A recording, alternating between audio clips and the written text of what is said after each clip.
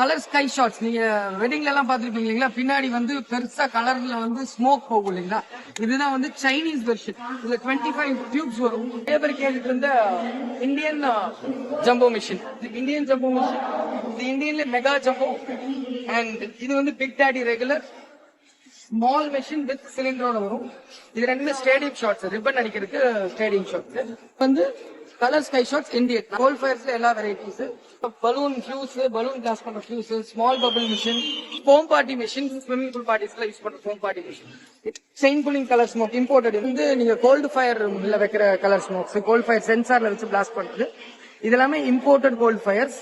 Lines and tiles மேல போய் sky shots மாதிரி வெடி பண்ணுங்களா, stadium shot with remote operator.